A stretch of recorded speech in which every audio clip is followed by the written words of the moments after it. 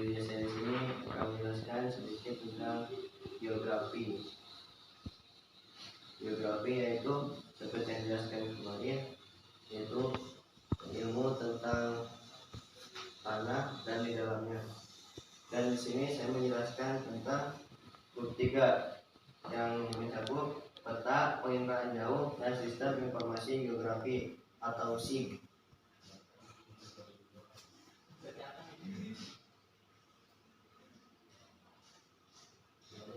Yang pertama ada peta. Pengertian peta, dan di sini saya akan menjelaskan tentang pengertian peta. Yang kedua, fungsi dan tujuan pembuatan peta. 3, jenis peta. 4, komposisi peta. 5, proyeksi peta. 6, cara membuat peta. 7, manfaat peta. Dan yang kedua ada penginderaan jauh, dan nanti saya akan menjelaskan tentang pengertian penginderaan jauh. 2 komponen penginderaan jauh. Yang ketiga, interpretasi citra. Yang keempat, langkah-langkah interpretasi citra. Yang kelima, hasil penginderaan jauh. Yang keenam, manfaat penginderaan jauh. Yang ketiga ada sistem informasi geografis.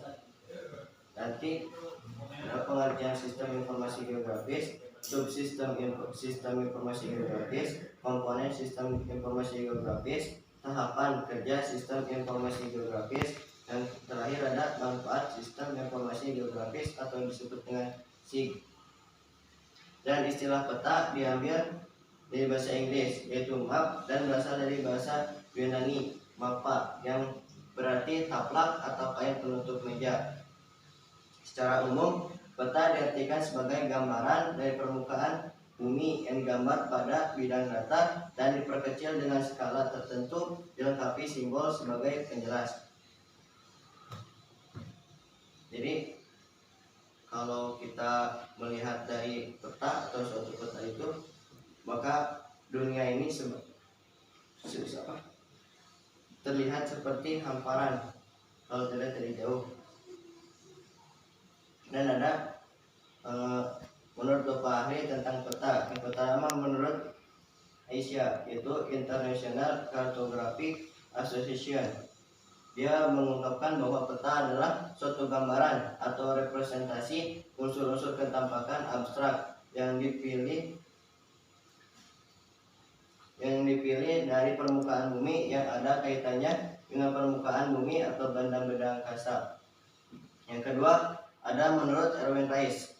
Peta adalah gambaran konvensional dari permukaan bumi yang diperkecil sebagai ketampakan jika dilihat dari atas dengan ditambah tulisan-tulisan sebagai tanda pengenal. Yang ketiga adalah menurut informasi geospasial atau BIG.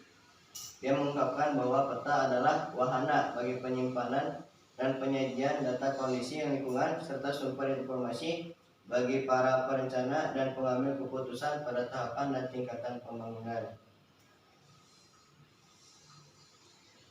Dan yang kedua ada fungsi dan tujuan pembuatan peta. Fungsi peta yaitu untuk menunjukkan lokasi di permukaan bumi. Yang kedua, menentukan arah dan jarak berbagai tempat. Yang ketiga, memperlihatkan bentuk-bentuk permukaan bumi atau ketampakan geografi. Yang keempat, mengumpulkan data dan menyeleksi data-data atau keterangan dari suatu daerah yang akan disajikan pada peta dengan profesional. Jadi fungsi pada peta untuk menunjukkan suatu daerah atau suatu tempat yang akan kita tuju. Misalkan kita nih mau ke rumah contohnya, terus kita nggak tahu daerah mana nih ada di mana, kita tinggal searching ke map atau ke peta. Di situ di map itu tertulis ada simbol dan nama-nama daerahnya. Yang kedua ada tujuan pembuatan peta, yaitu untuk menyimpan data-data yang ada di permukaan bumi. Yang kedua, menganalisis data spasial seperti perhitungan volume. Yang ketiga, memberikan informasi dalam perencanaan tata kota dan permukiman. Yang keempat, memberikan informasi tentang ruang yang bersifat alami, baik manusia maupun budaya. Yang kelima, membantu dalam pembuatan suatu desain.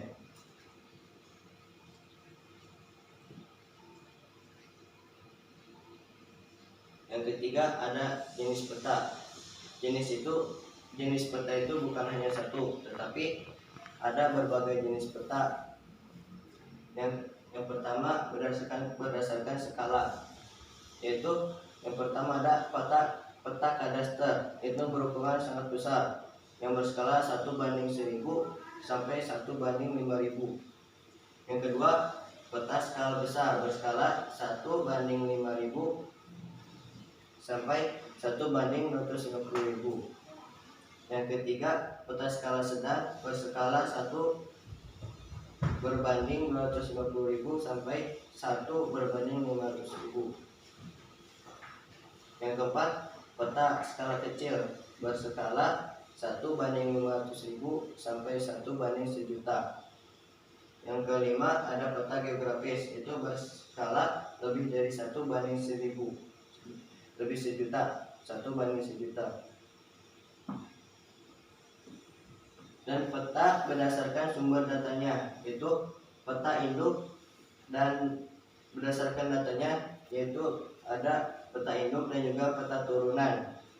Peta induk adalah peta yang dihasilkan dari survei langsung di lapangan. Peta induk dapat digunakan sebagai dasar untuk pembuatan topografi, sehingga dapat dikatakan pula sebagai peta dasar. Peta dasar inilah yang dijadikan sebagai acuan dalam pembuatan peta-peta lainnya. Itu peta induk adalah kita kalau misalkan mau menentukan suatu wilayah atau ingin melakukan suatu pembangunan, jadi kita harus survei dulu ke lapangan. Misalkan kita sudah membeli tanah, terus kita mau menjadikan di suatu tanah itu menjadi bangunan atau perkebunan, dan itu harus disurvei, harus ditentukan dulu suatu ukuran atau skalanya. Yang kedua, ada peta turunan, yaitu peta yang dibuat berdasarkan pada acuan peta yang sudah ada, sehingga tidak memerlukan survei langsung ke lapangan. Peta turunan tidak bisa digunakan sebagai peta dasar. Peta turunan ini berbeda dengan peta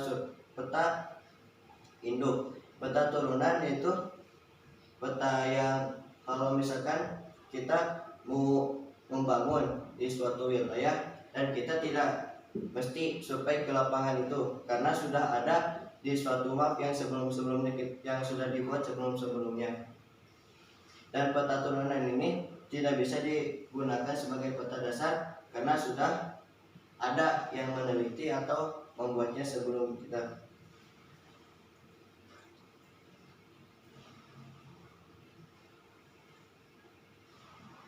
Yang ketiga, ada peta berdasarkan isinya, yaitu peta mencakup peta umum dan peta topografi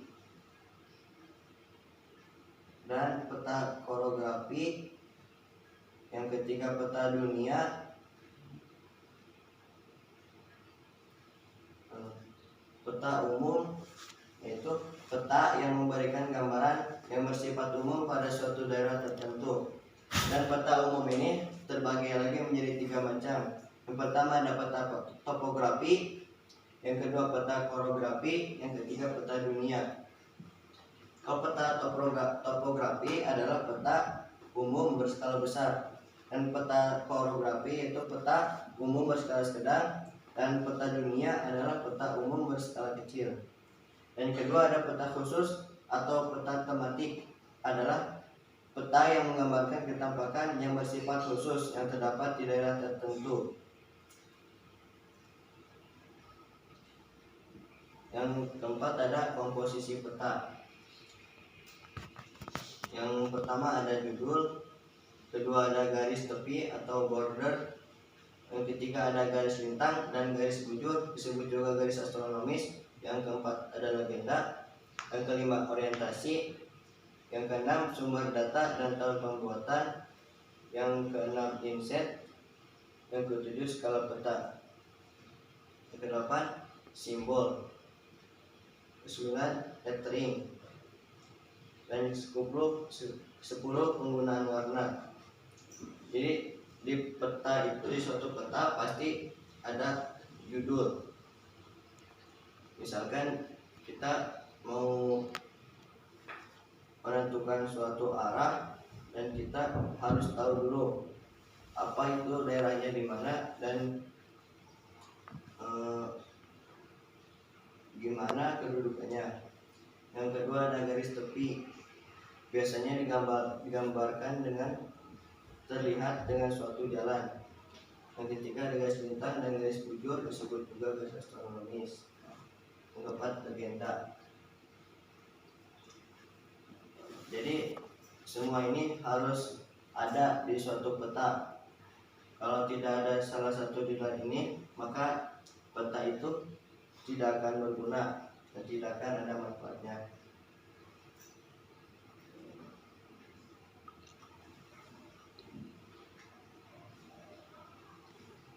Yang kelima ada proyeksi peta. Proyeksi peta yaitu cara penggambaran garis-garis meridian dan paralel dari global ke bidang datar. Di dalam melakukan proyeksi peta ada 3 hal yang harus dipenuhi, yaitu peta harus ekuivalen, yaitu peta harus sesuai dengan luas sebenarnya di permukaan bumi setelah dikalikan dengan skala. Yang kedua, peta harus equidistant, yaitu peta harus mempunyai jarak-jarak yang sama dengan jarak sebenarnya di permukaan bumi setelah dikalikan dengan skala. Yang ketiga, peta harus konform, yaitu bentuk-bentuk atau sudut-sudut pada peta harus dipertahankan sesuai dengan bentuk sebenarnya di permukaan bumi. Yang ketiga, terdapat beberapa jenis proyeksi yang digunakan untuk menggambar peta, yaitu proyeksi azimutal, kerucut, dan silinder.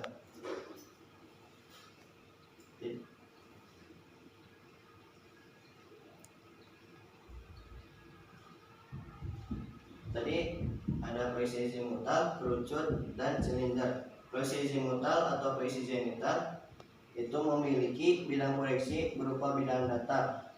Jadi kalau misalkan di dalam suatu peta yang gambaran atau suatu wilayahnya yang dilihat dari atas itu datar, maka disebutnya proyeksi azimutal atau proyeksi zenital. Yang kedua, proyeksi kerucut memiliki bidang proyeksi berupa kerucut. Proyeksi seperti ini sesuai digunakan untuk menggambarkan daerah yang berada pada lintang tengah, seperti pada negara-negara di Eropa. Yang ketiga, proyeksi silinder memiliki bidang proyeksi berupa silinder. Proyeksi ini sangat baik untuk memetakan daerah yang berada di daerah khatulistiwa, namun tidak sesuai digunakan untuk memetakan daerah yang berada di kutub. Yang keenam, yaitu ada cara membuat peta. Yang pertama ada menentukan daerah yang akan dipetakan. Yang kedua, membuat peta dasar, yaitu peta yang belum diberi simbol. Yang ketiga, mencari dan mengklasifikasikan data sesuai dengan kebutuhan. Yang keempat, membuat simbol-simbol yang mewakili data. Yang kelima, menempatkan simbol pada data dasar. Yang kelima, membuat legenda atau keterangan. Yang terakhir, melengkapi peta dengan tulisan lettering secara baik dan benar. Itu dalam membuat peta, tidak boleh sembarangan kita asal buat peta. Itu kita yang pertama harus menentukan daerah yang akan dipetakan. Jika misalkan kita sudah membangun atau baru selesai membangun sesuatu atau pemukiman atau perumahan atau sebagainya, maka kita yang pertama harus lakukan itu menentukan daerah tersebut. Dan kedua, membuat peta dasar, yaitu peta yang belum diberi simbol. Jadi kalau dalam bahasanya dibuat dulu sketsanya. Yang ketiga, mencari dan mengklasifikasikan data sesuai dengan kebutuhan. Yang keempat, membuat simbol-simbol yang mewakili data. Dalam membuat peta, maka kita harus diberi simbol. Simbol-simbol di dalam peta berbeda-beda. Ada misalkan simbol pepohonan warna hijau-hijau, pegunungan hijau-hijau, Dan Nusakan biasanya simbol kelautan atau daerah dataran rendah biasanya berwarna biru dan coklat. Yang kelima, menempatkan simbol pada data dasar. Yang keempat, yang keenam, membuat legenda atau keterangan. Yang terakhir, melengkapi peta dengan tulisan secara baik dan benar.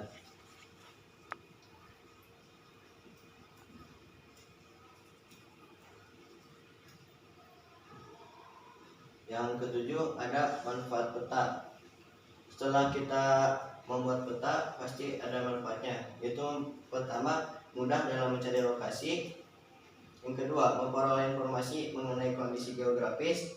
Yang ketiga, memperoleh informasi terkait penataan ruang. Yang keempat, mengetahui data dari suatu wilayah. Yang kelima, mengetahui daerah yang berpotensi untuk didirikan usaha.